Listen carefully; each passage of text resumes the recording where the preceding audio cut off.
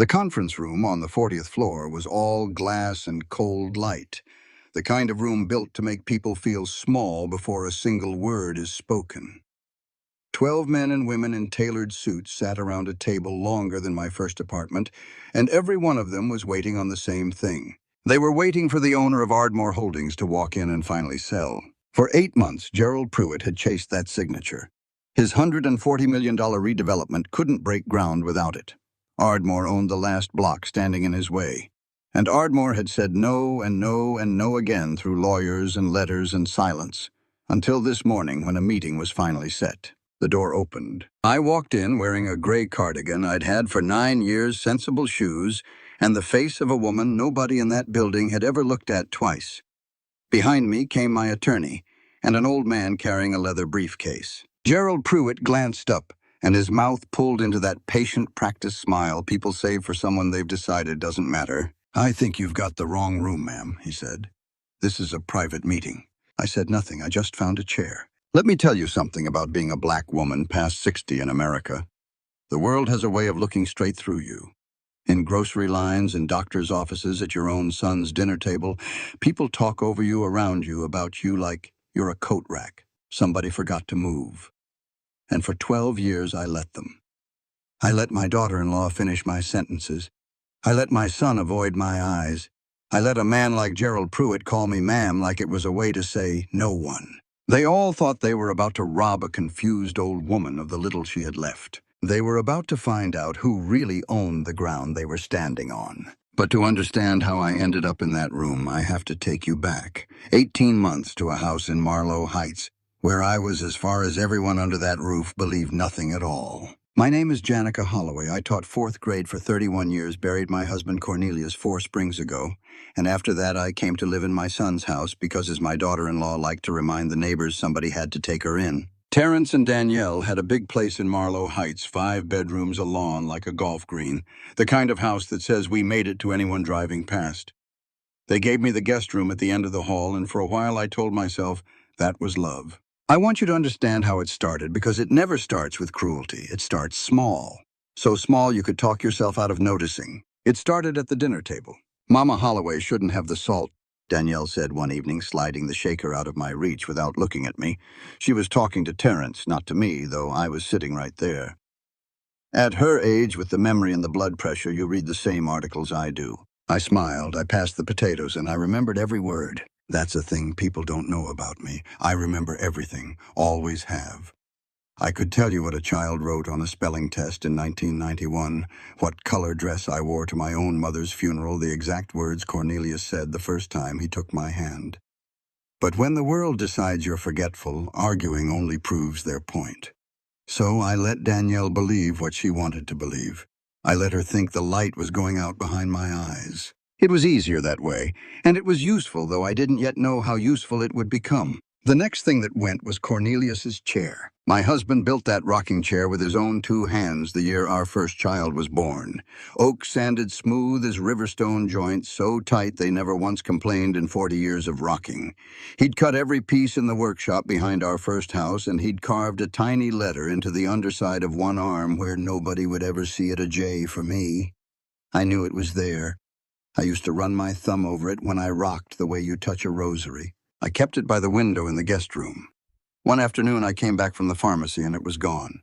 "We moved it down to the basement," Danielle said brightly, not pausing from her phone. "The kids need room to play up here, you understand."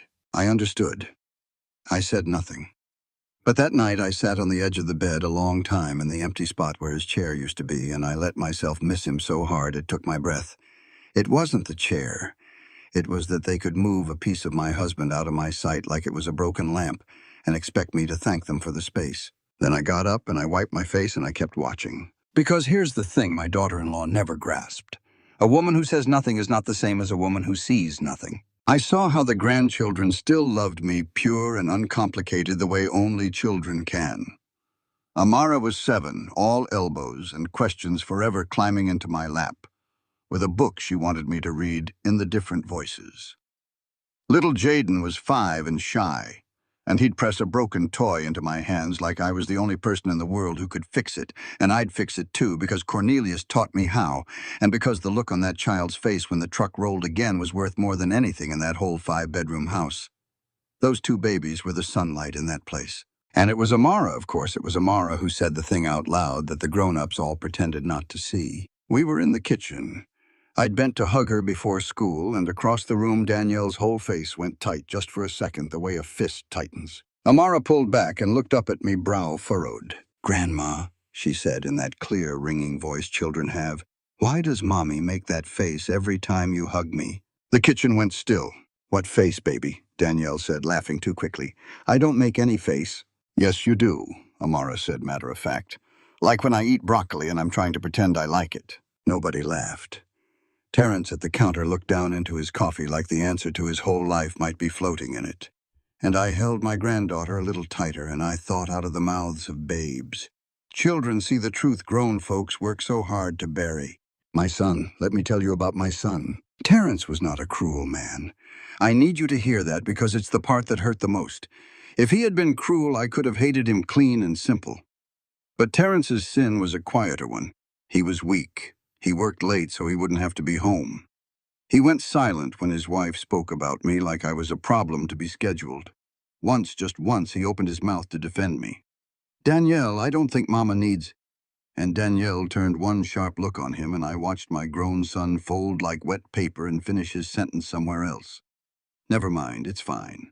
He chose the path of least resistance, every single time. And a mother learns to feel that choice like a draft under a door. You don't always know where it's coming from. You just know you're cold. Now, I told you I let them think I was slipping.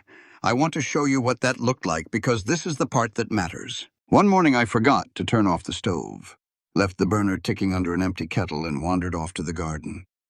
When Danielle found it, you'd have thought I'd burned the house to the studs. She flew around that kitchen. She called somebody, her voice climbing higher and higher. "This is exactly what I've been saying. It's getting worse. She can't be trusted alone." What she didn't know was that I'd been standing in the doorway the whole time watching, timing her, measuring the size of the reaction against the size of the danger. An empty kettle on a low flame is not a house fire. But in Danielle's telling by supper, it had become one she could have killed us all in our sleep. And later in my room, I took out a small notebook I kept tucked into the lining of my winter coat, and I wrote down the date and what she'd said, and to whom, and how far the story had grown between noon and nightfall. I was building a record. I just wasn't sure yet what I was building it for. Every night around 9, I made a phone call. If anyone asked, and Danielle asked one sharp, "Who are you calling, Mama Holloway?" I'd get flustered and say I must have dialed the wrong number again, silly me, and she'd roll her eyes and let it go. A confused old woman fumbling with a phone. What was there to worry about? What I was actually doing was calling a man named Odell Freeman, who everyone in that house believed was just the elderly handyman who drove me to my appointments. We spoke in a kind of shorthand, Odell and I. To a listener, it would have sounded like 2 old fools talking about nothing. The weather, a leaky faucet, whether the tomatoes had come in yet this year. It was not nothing. When I asked Odell if the tomatoes were holding, I was asking whether a tenant on the east lots had made rent. When he told me the roof on the old place needs looking at, he was telling me a lease was coming up for renewal and somebody was trying to renegotiate. 40 years we'd been speaking that language. Cornelius invented half of it. But I'll get to Odell. Let me tell you first when I felt the ground truly shift. When I understood that what was happening in that house was no longer about a rocking chair or a salt shaker. It was a Tuesday. I was in the hallway, and through the study door half closed, I heard Danielle on the phone, her voice low and businesslike in a way it never was with me. "Dr. Ashford already agrees the decline is documented," she was saying. "So once we file, it's really just a formality." The word she used next stopped me cold in that hallway, one hand on the wall. "Competency. A competency evaluation," she said. "Then guardianship, and after that everything's simpler. Everything's in our hands." I stood very still. My heart was going hard, but my face I kept perfectly calm, the way I'd kept it for a year and a half. I walked on past the door like I'd heard nothing at all, like I was just a forgetful old woman shuffling to her room. But that night I did not sleep. Because I finally understood the shape of the thing. This was not neglect. This was not a daughter-in-law who found me inconvenient. This was a plan. They were going to have a court declare that my mind was gone. And once they did, they would control everything I had. They just had no idea what that was. To understand what they were really reaching for, you have to go back to 1984 to a young couple who had nothing but each other and a stubborn refusal to be told what they couldn't do. Cornelius and I were married in the spring of that year. He was a contractor, not a big one, a man with a truck and a good name and hands that could build anything. I was teaching by day and sewing by night, taking in alterations to make the difference, and between us we saved every dollar that didn't have to be spent. We kept it in a coffee can, then a savings account. Then, when the account got big enough to make a bank teller raise her eyebrows at a young black couple, we learned to keep it quieter than that. There was a neighborhood back then that people called the Bottoms. Low land near the old rail yard, red-lined and written off the kind of place banks wouldn't lend on, and insurance companies wouldn't touch. Boarded windows, empty lots gone to weeds, a liquor store and 3 churches and not much else. Everyone with sense stayed away. Cornelius looked at the Bottoms and saw what nobody else would let themselves see. He saw good bones. He saw a neighborhood that was down, not dead. They're not making any more land, Janica, he told me. And they surely aren't making any more land this close to downtown. One day the city's going to remember this place is here. I'd like us to already be here when they do. So we bought our first house there. Cash, because no one would give us a loan. I want you to understand that because it's the whole root of the story. We didn't hide our money because we were sneaky people. We hid it because in 1984, a bank would look a black contractor in the eye and tell him no, and then a white developer would come along 6 months later and get a yes on the same block. We learned to move without asking permission because permission was never coming. I want to tell you about one house in particular because I've never forgotten it, and because it will help you understand the woman who walked into that conference room. It was 1986. There was a corner storefront on Ardmore Row burned out in a fire, the owner long gone.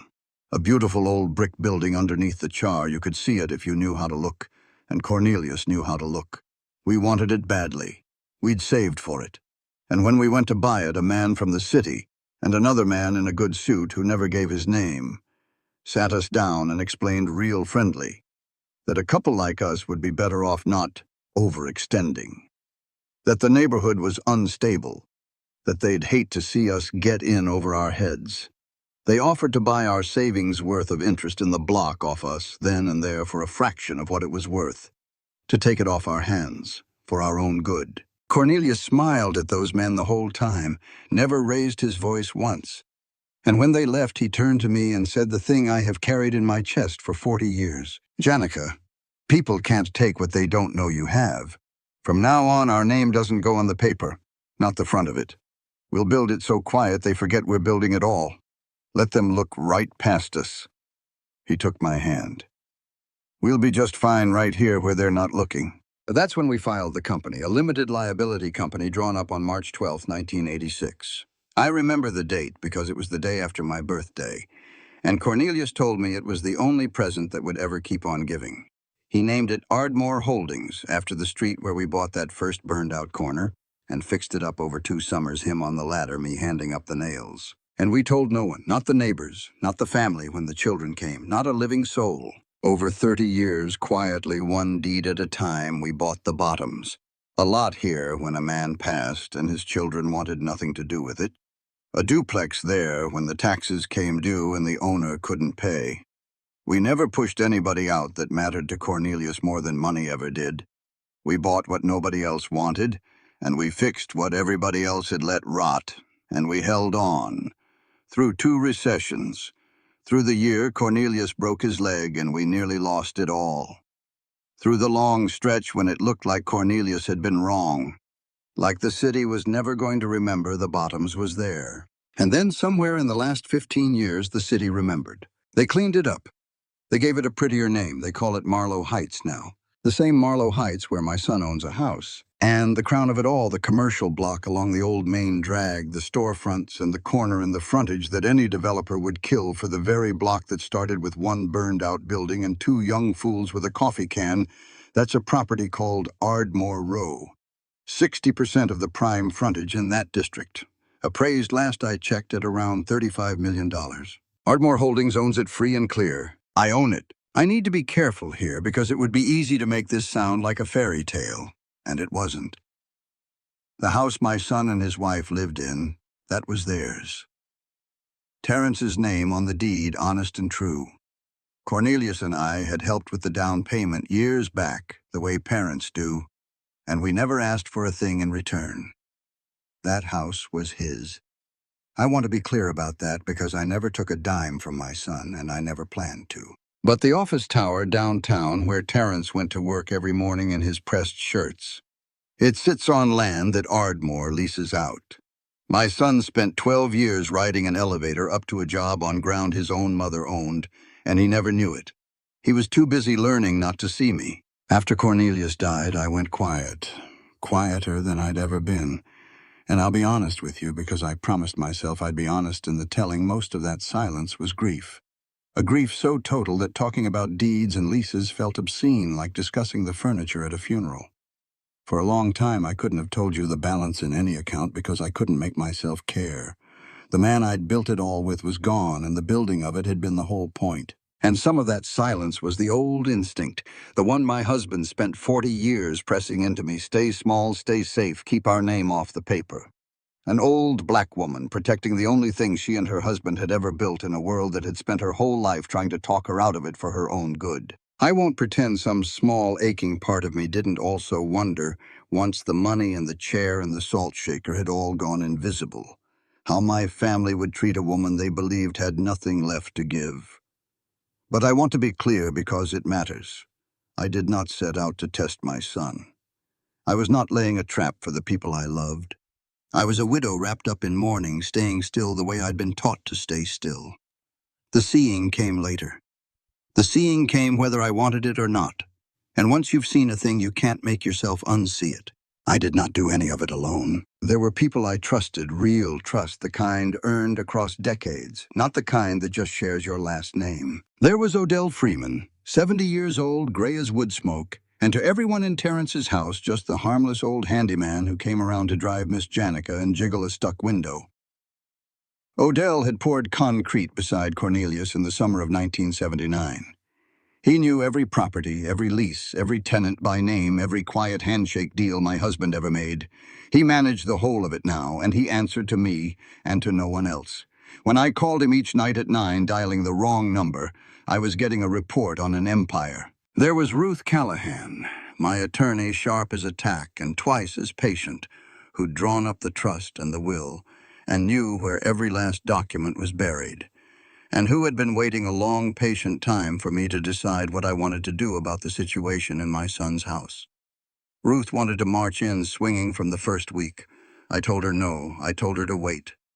Let it show me what it is, I said. She thought I was being too soft. She'd learn. And there was one more name.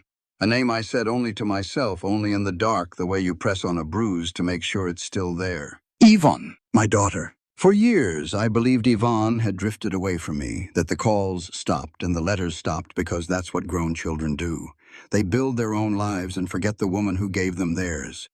She'd moved out of state for work, and then it seemed like the distance just kept growing, silence stacking on silence, until I stopped knowing how to reach across it.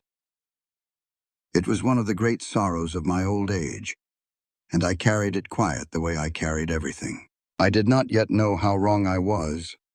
I did not yet know who had stood in the gap between my daughter and me all those years, quietly making very sure a mother and daughter each believed the other had given up.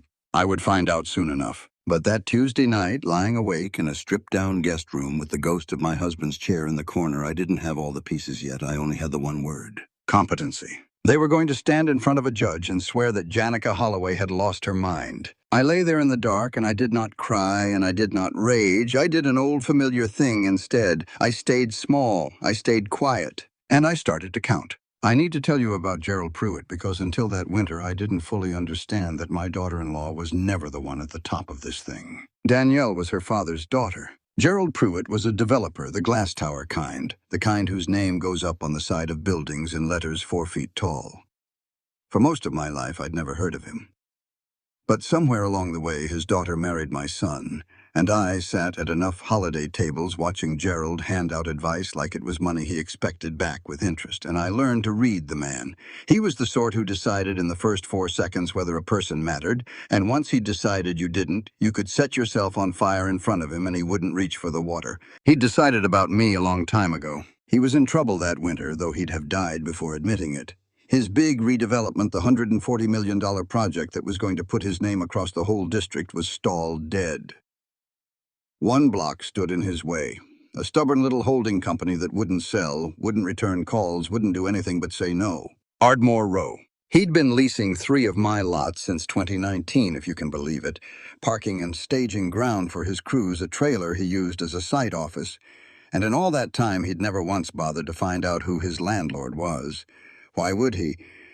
To a man like Gerald, the people who own the ground are only interesting when they get in his way. And now there was something else pressing on him. Odell told me about it on one of our 9 o'clock calls in that flat way he had of delivering the news that mattered most. Prewitt's got a note coming due, Odell said. A big one, balloon payment first of the year. He borrowed heavy against the whole project back when the money was cheap, and now the bills come around. If that block doesn't sell and he can't show the lenders a path, the whole thing calls. He needs cash, Janica. He needs it bad, and he needs it fast. I sat with that a while in the dark, the phone warm against my ear. How heavy is he borrowed, Odell? A pause. I could hear him smiling. Funny you ask, he said. You'll want to sit down for the answer, but not tonight. Tonight you just need to know the man is not nearly as rich as he acts, and he's about to do something desperate. A man who needs cash fast will do things a comfortable man never would. I knew that from the inside. Cornelius and I had watched desperate men do ugly things our whole lives. I just never expected to watch one do them at my own family's dinner table, because that's where they made their move. The plan they'd built was a simple one. The kind of plan that only works if you're absolutely certain the person you're robbing is too far gone to notice. First, sell the house. Terrence's house in Marlow Heights rolled the money into Gerald's project to help cover the note. Second, get me out of the way. Clear the burden off the books, and to do it cleanly to get their hands on my monthly checks and my little bit of savings and whatever else the confused old woman had squirreled away. They needed one thing: guardianship. Dr. Ashford had already put his name to a chart full of words like decline and diminished and impaired. A guardianship attorney had already been retained. A hearing was already being scheduled. All of it moving in the dark, all of it built on the certainty that Janica Holloway couldn't tell Tuesday from Thursday. I should have known when Danielle cooked. She never cooked. But that night there was a roast, and candles, and Gerald was there at the head of the table, and there was a manila folder sitting on the sideboard where a folder had no business being. The whole thing had the staged, careful feeling of a room set for an ambush by people who thought they were being subtle. We were barely through the meal when Gerald set down his fork and started talking about me. Not to me, about me. To my son, as though I were a chair somebody had left at the table by mistake. Terrence, you've got to think practically here, he said. Your mother needs a level of care you two just can't provide. There's no shame in it. It's what people do. You get the power of attorney signed, we handle the paperwork on the house, and everybody's taken care of. He glanced at me the way you'd glance at a lamp to see if it was still on. She can barely tell Tuesday from Thursday. It's a kindness, really, to her. Danielle slid the folder across the table toward me. Guardianship papers. A pen laid on top, angled toward my hand like an invitation. Mama Holloway, she said in the slow, loud voice people use for the very old and the very foreign. We just need you to sign right here. It's to help us take care of you. Won't that be nice? Somebody to take care of everything for you. And that's when Amara started to cry. She was 7. She didn't understand the papers or the law or the money. But she understood the room. She understood that all these grown-ups were talking about her grandmother like her grandmother wasn't sitting right there, and it frightened her in a way she couldn't name. Why is everybody talking about Grandma like she's not here? She said, her voice cracking on the last word. She's right here. She's right here. Why won't anybody? Amara, Danielle's voice went flat. That's enough. Eat. Little Jason, 5 years old, who barely said a word in front of grown folks, reached over under the table and took his sister's hand and held on. And the sight of those 2 babies holding on to each other in the candlelight, one crying and one too scared to, nearly broke the calm I'd worn for 18 months. Nearly. I picked up the pen. I want you to sit with that for a second because I know how it looks. I know exactly what you're feeling right now, the same thing my granddaughter felt. Don't sign it. Don't you dare sign that paper, Janica. I signed it. I signed their paper with a slow, careful hand. The hand of a woman who didn't quite understand what she was signing. Danielle actually smiled. I saw it small and private, the smile of a person who thinks the hard part is behind them. Gerald relaxed back into his chair and reached for his wine. They thought they'd won. What they didn't know, what they could not have known, was that the day before I had sat in Ruth Callahan's office and we had walked through this exact evening. Ruth had a videographer capture a statement from me, sharp and clear, and dated my voice steady, my mind plainly my own. And a notary set her seal to a document recording that anything I signed in that house over the coming days, I would be signing under pressure, surrounded, outnumbered, and afraid. Not because my mind was gone, but because I was a woman being cornered in the only home she had left. Let them get their signature, Janica, Ruth had said, sliding the papers into a folder. A signature we can explain on our terms is worth more than a fight that tips your hand a month too early. Let them think it's done.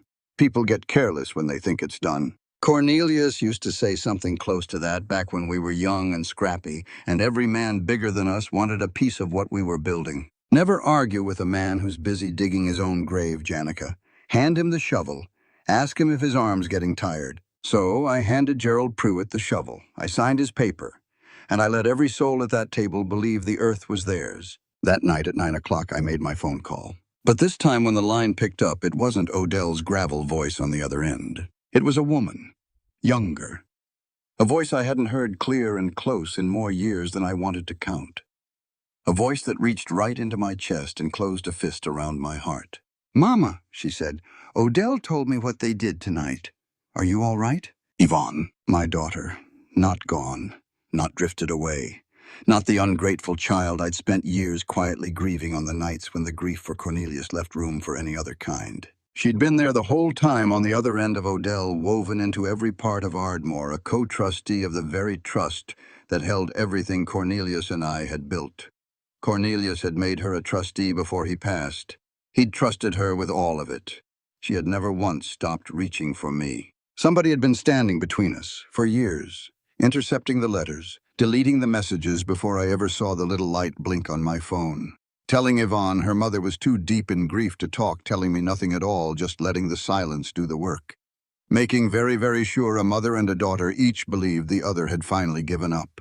And I think sitting there in that stripped bare room with the phone pressed to my ear and my daughter's voice in my hand, I finally understood the true size of what Danielle was.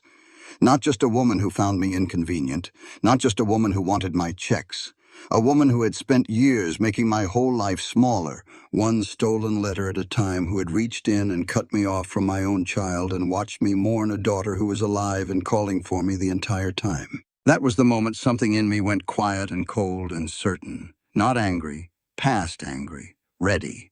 "I'm all right, baby," I whispered into the phone, and my eyes were wet, but my voice did not shake. "Mama's all right. I found you. Or you found me.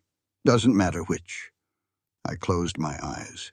"It's almost time now. You hold on. It's almost time."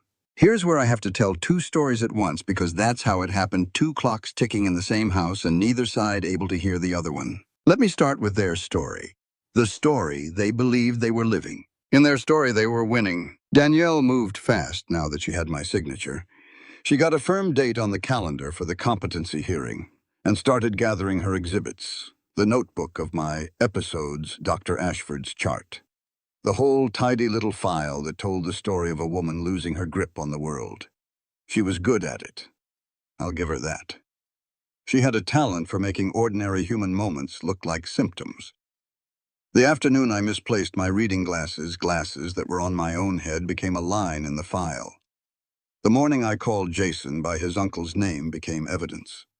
Every small forgetting that every human being on God's earth does 40 times a day, she wrote down and sharpened into a weapon. Gerald pushed the house sale forward, called in a broker, put down deposits on the project with money he didn't quite have yet, betting it all on cash that was coming, the cash from the house, the cash from finally getting Ardmore Row once the troublesome old company caved. He was a man leaning his whole weight on a door he was sure would open. And Terrence, my son, did what my son always did. He took the path of least resistance. He didn't fight for me. He didn't fight for anything. He signed what his wife put in front of him, and he stayed later and later at the office, and he learned not to look down the hall toward my room. Once I passed him in the kitchen at midnight, both of us reaching for the same light switch in the dark, and for 1 second, his hand touched mine, and he flinched like he'd been burned, and he said, "Sorry, Mama. I didn't see you. I didn't see you." 3 words. He didn't even know he'd said the truest thing in the house. They started packing me up. I'd come back from the garden and find boxes in my doorway. My books in a box. My sweaters in a box. My whole life sorted and taped and labeled in Danielle's neat handwriting, MHMISC Donate.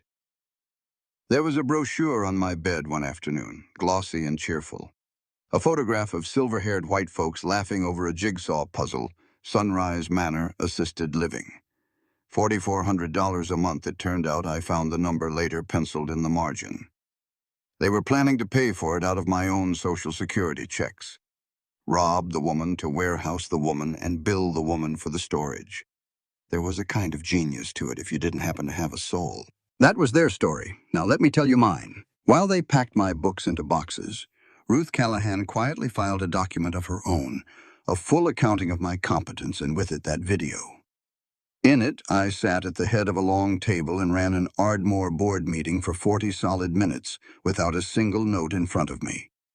Lease terms on the east lots, a tax position on the frontage, a dispute over a roofing contract in the third quarter, which I settled in about 90 seconds. I named figures from memory and made decisions in a clear, unhurried voice, and at the end, I asked after the bookkeeper's daughter by name because I remembered she'd been sick. You cannot watch that video and then stand up in a courtroom and tell a judge that woman doesn't know what day it is. And while Ruth built the shield, Odell went to work with the sword. He froze everything. Every lever, every lease, every possible path for Ardmore Row to change hands, locked in a way no lawyer of Gerald's could pick in the time he had left.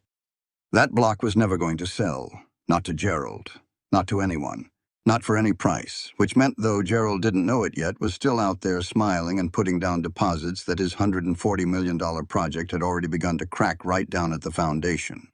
His cash was not coming, his note was still coming due. The ground was already shifting under the man, and he was still calling me ma'am in his head and never once thinking my name. Ruth had started pulling one more thread, too, the one that would matter most in the end. She'd begun asking a very simple question about the people building the case against me. Who's paying them? Who was writing the checks to Dr. Ashford? Who had retained the guardianship attorney and out of whose account? Because if the same hand that stood to profit from declaring me incompetent was also the hand quietly paying the doctor who declared it well. That's not medicine, that's not law. That is a conflict of interest as old as greed itself, and a court does not look kindly on it. Neither does a medical board, neither does a district attorney. 2 clocks, ticking, getting louder. But I'm not going to pretend to you that the winning is what I remember about those weeks. It isn't. When I'm an old woman, older than I am now, and I look back on all of it, the part I'll remember won't be the frozen leases or the clever video or the trap swinging shut. What I'll remember is the night before they were going to take me to Sunrise Manor. The house was quiet. My room was stripped down to nothing, boxes stacked by the door, the walls bare and pale where my pictures used to hang the bed, just a mattress and a folded sheet. The only thing of mine left standing in that room was Cornelius's rocking chair. I'd gone down to the basement that afternoon and carried it up myself, one careful step at a time, resting on the landing because I was 73 years old with a bad knee, and I was not going to spend my last night in that house without my husband's chair. I was sitting in it, rocking slow in the dark, my thumb finding that little carved J on the underside of the arm when the door eased open and a small shape slipped inside. Amara, in her nightgown, cheeks wet, bare feet on the cold floor, climbing straight up into my lap the way she'd done 1,000 times before anybody taught her she wasn't supposed to. She wrapped her arms around my neck and held on so tight it hurt, and she pressed her mouth right to my ear and whispered the thing I will carry with me until the day I die and maybe past it. Grandma, please don't go. I know you don't forget things. You remember Jason's birthday. You remember the name of my doll. It's Priscilla. You remember you gave her the name. You remember everything. Why are you letting them say you forget? Why won't you tell them? Lord, that child. That child saw straight through 18 months of the finest performance I ever gave. I held her and I rocked her slow, and for the first time in a year and a half, I felt the mask I'd been wearing start to slide right off my face. Felt the whole careful, quiet fortress of it wanting to come down all at once so I could tell my grandbaby the truth, every last word of it, right there in the dark. And that's the moment I want to be honest with you about, because it's the one I am least proud of in this entire story. Because sitting there with my granddaughter crying into the collar of my nightgown, I understood something that shamed me down to the ground. I had let her carry this. A 7-year-old child had spent months watching grown people she trusted hurt someone she loved, watching it happen at her own dinner table. And she had carried it alone in her small body because I had chosen to stay quiet. I had told myself my silence was strategy, and it was. But it had a cost, and I had let a baby pay a piece of that cost so that I could keep my powder dry. That is a hard thing to know about yourself. I've made my peace with most of what I did in those 18 months, that I'm still working on. "I'm sorry, sweetheart," I whispered into her hair, and I meant it all the way down to the soles of my feet. "I'm so sorry you had to see any of this. None of this was ever yours to carry, baby. You hear me? None of it." I pulled back and I looked her in her wet eyes, and I did the one thing I could do. I gave her one true thing to hold. "I remember everything. I promise you I do. Every birthday, Priscilla, all of it. And remembering that's exactly what I'm doing right now. That's the most important thing I've ever done. You just wait. You'll see." She didn't understand. How could she? But she nodded against me like she trusted me anyway, and God help me, that was almost worse than the crying. That was when I saw him, Terrence, standing in the doorway. He'd come down the hall for something, a glass of water, a phone charger, some small ordinary thing, and he'd stopped, and now he was just standing there looking at the picture in front of him. His mother in a stripped, empty room, rocking his crying daughter in a dead man's chair on the last night before he let strangers take her away. For a long moment, neither of us moved. The only sound in the whole house was the slow creak of that chair. I didn't shout, I didn't cry. I didn't say one word about the papers or the boxes or Sunrise Manor or the checks or Gerald or any of it. I just looked at my son across that dark and empty room, and I said the only true thing left in me to say. "I raised you with these two hands, Terrence." I held them up between us, open pale in the dark. "I sewed other people's clothes with these hands so you could have new ones. I put you through school with these hands. I held your father's hand with these hands while he died. I let them fall back to my granddaughter's back. And I only wanted to know one thing, son. I wanted to know if I had nothing left to give you. Nothing at all. No house, no money, nothing but an old woman who needed you. Would you still see me?" His face came apart. I watched it happen in the dark, piece by piece, the way a wall comes down. "Well," I said, soft as I could, "now I know." He didn't answer me.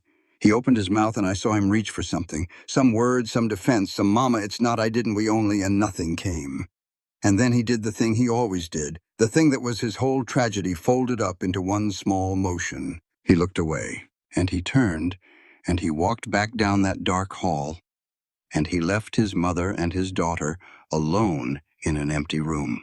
And I sat in my husband's chair holding my granddaughter until she fell asleep, and I rocked. Slow, the old joints of the chair creaking in the dark.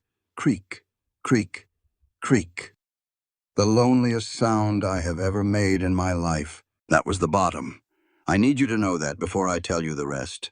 Everything I'm about to tell you, the conference room, the briefcase, the look on Gerald Pruitt's face when the floor fell out from under him, none of it undoes that night. None of it gives me back the thing my son let fall in that doorway. Winning is not the same as healing. Anybody who tells you different has never had to do one without the other. But I'll tell you what I did not know, sitting there in the dark, rocking my grandbaby to sleep and thinking I had lost. I did not know that Ruth had already found the court's independent evaluator, the one person in this whole rotten business who did not answer to Danielle, whom Gerald could not buy, whom the family in all their arrogance had never even thought to worry about.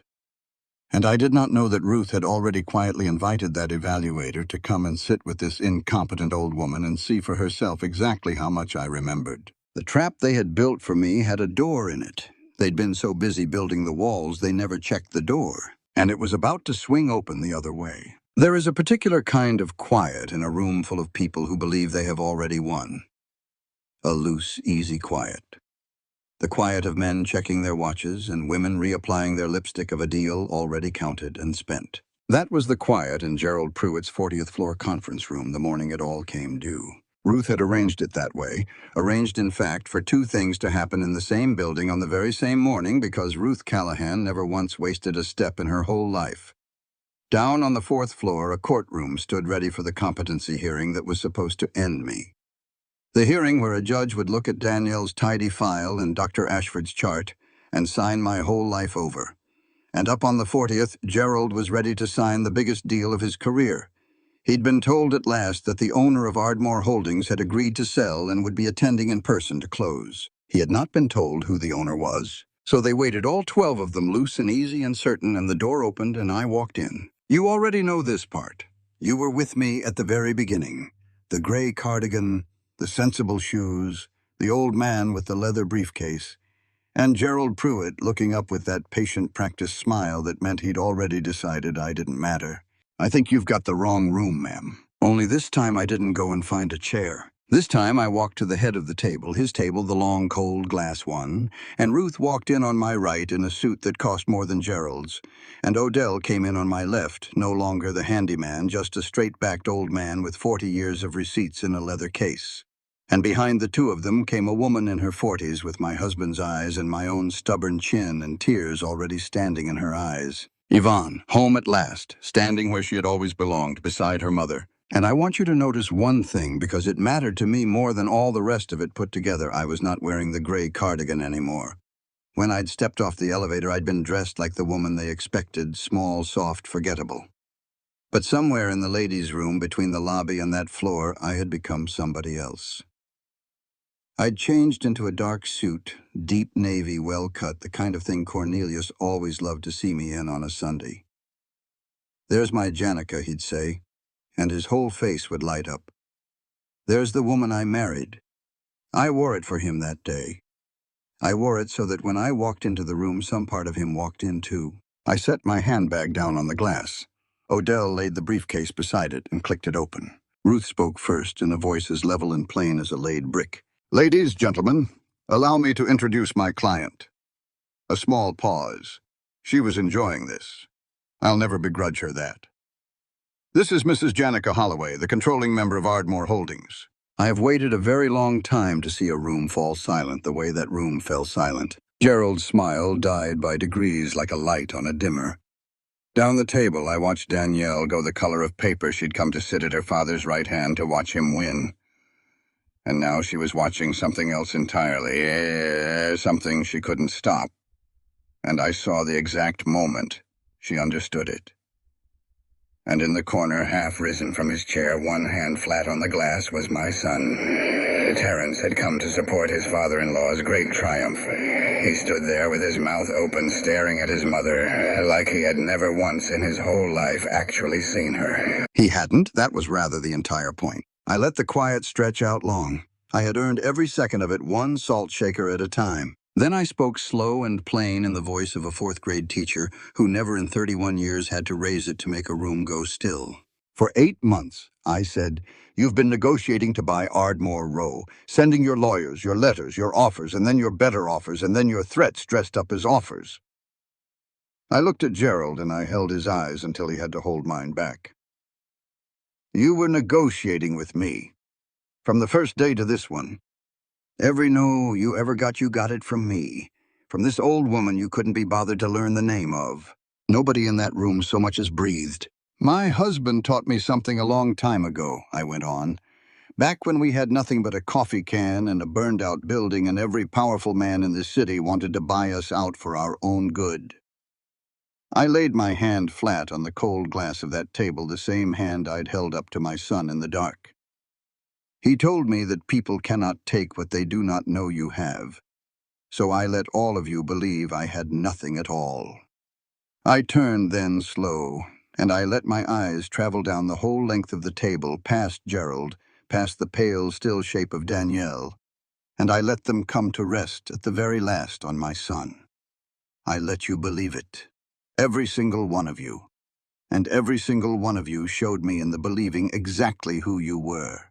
That was the moment. If you take nothing else out of this whole long story, take that one, a room built floor to ceiling to make an old black woman feel small, gone dead silent, because that old woman turned out to own the ground the whole building stood on. But I was not finished, and neither was Ruth. She reached into the briefcase and began laying documents on the table one after another, sliding them down the glass toward Gerald like cards dealt slow off the top of the deck. "Mr. Pruitt," she said, "you have a balloon payment coming due on the 1st. We're aware. We're aware because the note that's coming due, slide, is held through 2 intermediaries and a holding company you never troubled to look through by an Ardmore subsidiary. My client is your lender, slide. The 3 lots your crews have staged on since 2019, the parking, the equipment yard, the trailer you take your meetings in, those leases are Ardmore's as well, slide. You have been paying rent to Mrs. Holloway for 6 years, Mr. Pruitt. You simply never asked her name." I watched it land on the man. I watched him do the arithmetic right there in front of everybody, watched him chase it around the table and arrive at last at the only sum it added up to. He had never been fighting me for that final block. He had been standing inside the palm of my hand the entire time. The note that could ruin him. The ground his whole $140 million dream was built on. Mine. Both of them mine. I could close my fingers any morning I chose to over coffee without getting up from my chair. "That's not," Gerald started, and then he stopped because there was simply nowhere on earth for the sentence to go. Ruth wasn't done. She turned away from him then, and she laid the last stack down softer than all the rest. And this stack she laid facing the whole room, not the man. As for the competency hearing scheduled downstairs this morning, she said, "It is going to be a very short hearing." She began to count it off. "We have a dated notarized statement establishing that Mrs. Holloway signed the power of attorney under duress, cornered, outnumbered, and afraid in her own family's home. We have video of Mrs. Holloway conducting a full and complex business meeting entirely from memory, with a clarity most people half her age could not manage. And we have the court's own independent evaluator." Ruth nodded toward a quiet, unremarkable woman who had been sitting near the door the entire time, whom not one soul in that family had thought to worry about, who has already met privately with my client at length, and who is prepared to testify under oath that Janica Holloway is entirely, unquestionably, and beyond any doubt of sound mind. She set the final page down on the glass. "And we have documentation," Ruth said. And here her voice went very quiet, which was somehow worse than loud, that Dr. Ashford and the guardianship attorney were both compensated directly and indirectly by Mr. Pruitt. The same Mr. Pruitt who stood to profit from the sale of the very house this guardianship was designed to unlock. She let that hang. A court is going to have questions about that arrangement. So is the State Medical Board. And so I would expect is the district attorney's office in a matter concerning the attempted financial exploitation of an elder. And there it was, out loud in front of witnesses on the 40th floor.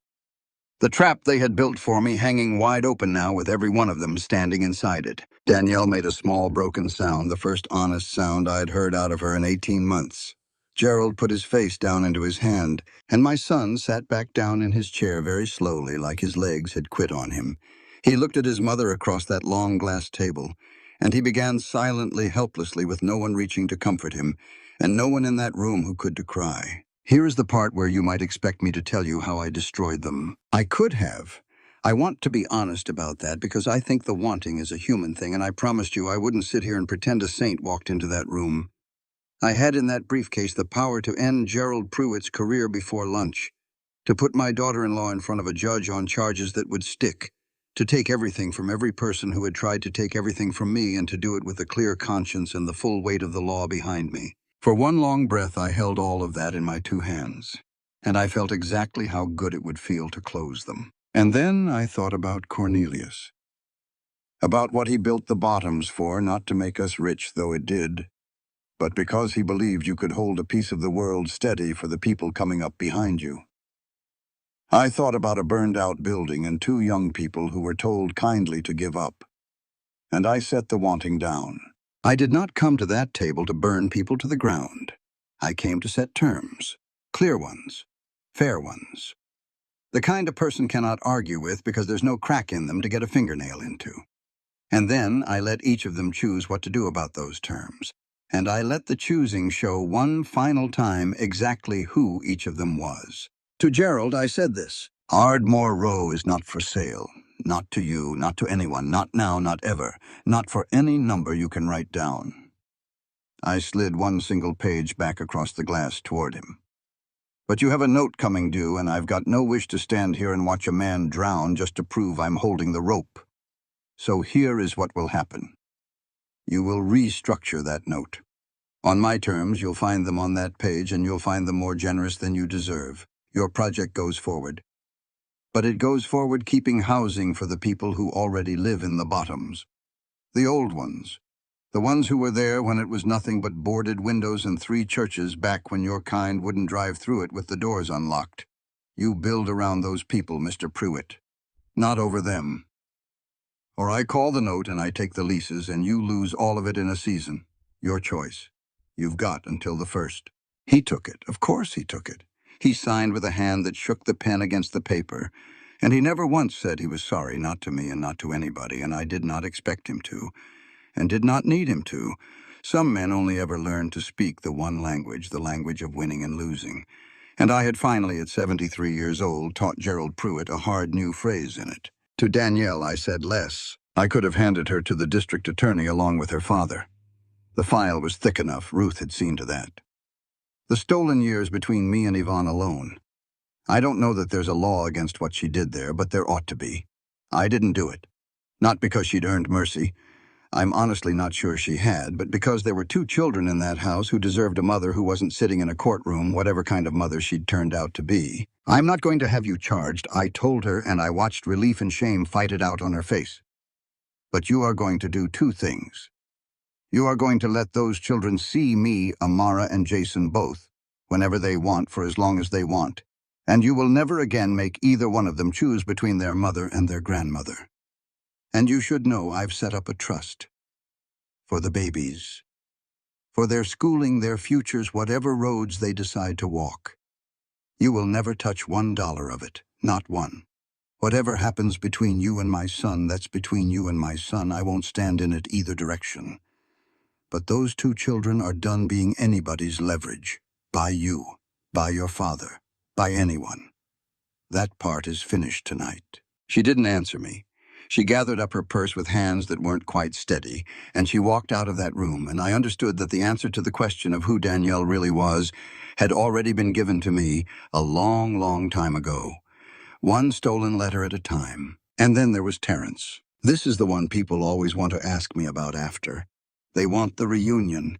They want me to open my arms wide and gather my weeping son back against my chest and tell him all is forgiven, everything's all right now, and everybody cries the good kind of tears, and the music comes up soft and warm. I did not do that. And I want to be as clear with you about this as I have been about anything, because it is the truest and the hardest thing in the whole story. I did not forgive my son that morning. I loved him. Understand that. I have never once for a single hour of his life stopped loving that boy. Not through the salt shaker, not through his father's chair carried down to the basement, not through the empty room and the boxes, not through the long, slow walk he took away from me, down that dark hall on the worst night of my life. Love was never the question between us. My love for Terrence was never in any danger at all. But love and trust are 2 different things. They are not the same, and they don't come back on the same schedule. My son had taken one of them and broken it clean in half in a doorway, and you do not glue a thing like that back together in a glass conference room in the space of an afternoon, just because the villain finally got what was coming to him. So this is what I said to my son. I came around the table and I stood in front of his chair and I made him look up at me. I'm not going to give you back the thing you thought you had, Terrence, I said. I'm not going to hand you money and a soft place to land and call the 2 of us even. That wouldn't be love. That would just be another way of not seeing each other. He looked up at me with his father's eyes wet and wrecked, and I made myself hold them and not look away because one of us in this family had to learn how to do that, and I decided it might as well start with me. What I'm going to give you is a chance, I said. A job. A real one. A hard one. Starting at the very bottom, learning this business the honest way from Odell, the same way I learned it from your father, with your hands and your back and your Saturdays. Years of it, Terrence. And at the end of all those years, maybe you'll have shown me something. Not that you can run a company, that you can see me, your mother, not what I own, not what I can do for you, me. I let that sit in the air between us a moment. That's the offer. You can take it or you can leave it and walk out that door behind your wife. But understand what it is I'm asking you for, son. I am not asking you to earn back an inheritance. I don't care about the money, and neither should you. I'm asking you to earn back your mother. And that costs more, and it takes longer, and there's no lawyer alive who can shortcut it for you. He took it. He couldn't get the words out. He just nodded and put his face in his hands. Whether he'll finish what he started, whether he's got it in him to become the kind of man who doesn't look away when it costs him something, I don't know yet. That story is still being written an hour at a time out on a job site with dust in his hair. But he took it. And for that morning, that was enough of a foundation to start laying brick on. The last piece was the sweetest one, and it had the sharpest edge the way the sweetest things so often do. Yvonne and I sat up that whole first night together in a hotel room downtown, just the two of us talking the way we hadn't been allowed to talk in years. And slowly, piece by terrible piece, the true shape of what we'd been robbed of came clear in that lamplight. The letters she'd sent that I never got. The messages I'd left that she never received. The phone calls that went to a voicemail box somebody else was quietly emptying. The birthday cards. The Mother's Day cards. Years of a daughter reaching for her mother, and a mother reaching back, and one person standing in the middle of it, patiently, deliberately making sure our hands never met. We'd been robbed of time, plain time. The one thing on this earth that no briefcase and no lawyer and no $35 million block of downtown real estate can ever give a person back. But I will not let you leave here thinking I was only the wronged one in that room. Only the innocent done dirty by wicked people. Because somewhere in the small hours of that night, with my grown daughter's head finally on my shoulder, I made myself say the hardest true thing I know how to say. Yvonne, baby. She kept us apart, and that's God's truth, and I'll carry what she did to us to my grave. I took my daughter's hand, and I held it in both of mine, the hands I'd held up to her brother. But I let the quiet go on too long. That part wasn't Danielle. When the letters stopped, I told myself a story about why. And the story I told myself was that you'd stopped loving me. And then I believed my own story. And I stopped fighting to reach you. I was so busy being small and being safe the way your daddy taught me to be that I let years of you slip right through my fingers without a fight. And that part is mine. That part I did to us myself. She cried then. And I did too, finally, the first time I'd let myself since the night in the empty room. But she forgave me faster and fuller than I had any right to be forgiven. Because that is the thing about the people who truly love you. They were never once keeping the ledger you spent all those years so afraid of. Later, when she'd fallen asleep at last with her head in my lap like she was 7 years old again, I sat by the hotel window a long while looking down at the lights of the city. At a whole district down there in the dark, that two young fools had built out of nothing with a coffee can and a burned-out building, and a stubbornness the world kept trying to talk them out of. They spent 12 years looking straight past me, Cornelius, I said quiet to the glass, to him. But I used every one of those years. I used them well, and I found our girl. I brought our girl home. I like to think wherever he is, he lit right up. There's my Janica, I like to think, he said. There's the woman I married. 6 months later, the Bottoms is still the Bottoms, whatever the developers want to paint on the signs.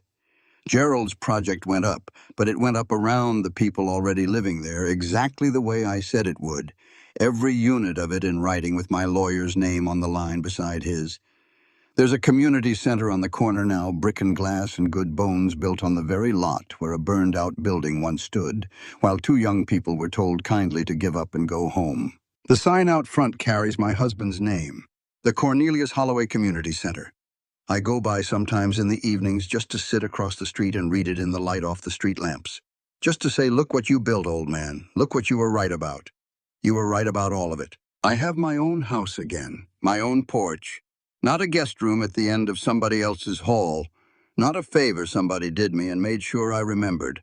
Not a bed I could be packed out of into cardboard boxes on somebody else's schedule. Mine. Bought and paid for and deeded in my own name out loud for the whole world to see because I'm done at long last being small. And on that porch sits an oak rocking chair, 40 years old, sanded smooth as riverstone. There's a little carved J on the underside of one arm where nobody but me would ever think to look, and on the quiet evenings I find it with my thumb and I rock, and I watch my grandbabies run themselves ragged in the yard. Amara's taller now, growing up quick the way they do.